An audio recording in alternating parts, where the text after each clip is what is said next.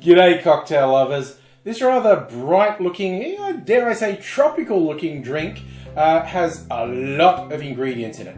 It's called a double barrel Winchester. Now when I say it's like a tropical drink with a lot of ingredients, you might think, oh, is this one of those ones that has multiple rums? Often when a cocktail says use multiple different versions of the same spirit, same family of spirits, it's rum. It hardly ever happens with other spirits. Well, this one's the exception. This cocktail has 4 different gins in it. And whenever one of these cocktails has that sort of mix of spirits in it, I was going, can you really tell? I mean, in the names of science, you'd want to have multiple different ones, make it just with the individual gins and then with the mix and see what happens. This is strong enough as it is. I'm not doing the science, which would put me in the emergency room, but I am going to taste this. That has some real flavours in it. Oh my word, not just the gins. There's, as is typical, you'd almost think this was a Tiki drink, but it's a gin drink and it has lots of extras in it as well. But I'm going to give you a little bit of background. Back in 2009, Brian Miller created the Winchester cocktail at Death & Co.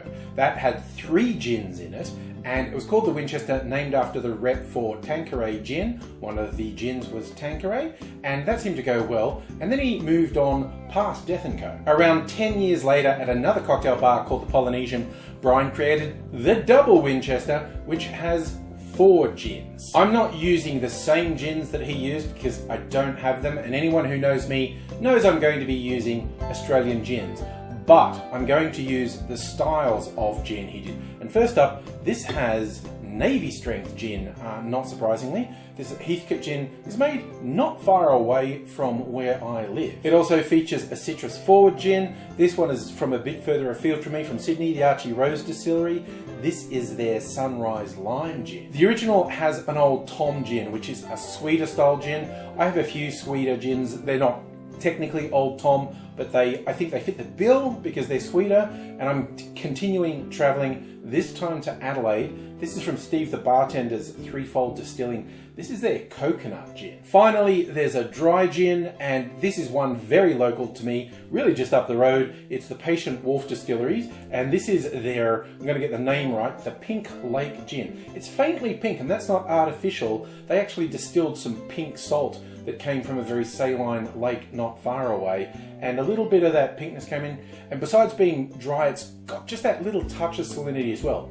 Makes great martinis. I'm sure it will go great in this as well. That's all the gins, but it also has elderflower liqueur, ginger syrup, grenadine, lime juice, grapefruit juice, and a dash of bitters. Very complicated drink, about double the number of ingredients or even triple the number of ingredients I'd normally use, but I'll show you how to make it. In a shaker, put 1 ounce or 30 mils of Navy strength gin, then 1 ounce or 30 mils of a citrus forward gin, then half an ounce or 15 mils of a sweeter style gin like an Old Tom, half an ounce or 15 mils of a dry gin. Then we're doing half an ounce or 15 mils of elderflower liqueur, half an ounce or 15 mils of ginger syrup, half an ounce or 15 mils of grenadine, then 3/4 of an ounce, around 22.5 mils of lime juice, and 3/4 of an ounce or 22.5 mils of grapefruit juice, rounding everything out with 1 dash of aromatic bitters. Add ice to the shaker, shake that good and hard for 10 or 15 seconds to chill and dilute the drink, and then I'm just doing a dirty dump into a Tiki goblet. With my handy straw, you could do whatever glassware you wanted for this that would fit it, and you could really go to town with garnishes if you wanted to. Like, it's in the spirit of a lot of Tiki drinks that always have outlandish garnishes. I just wanted to quickly taste it. I do love the colour of this, and that's a combo of the ginger syrup I used and the grenadine has made it this really wonderful orange colour. And with all those ingredients, you can still taste like the ginger. This could easily be a rum drink, quite honestly.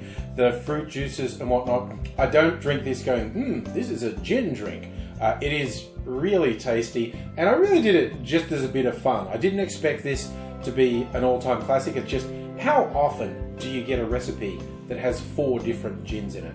So I had to try it, and it is quite a nice drink. So if you're looking for something a little different, I recommend you give this one a go. The Double Barrel Winchester. And I recommend you subscribe if you haven't already. And yeah, just let me know what's happening in your world, and come back and see me soon, because I'll be back with more cocktail recipes. Until such time as I see you again, I will say cheers.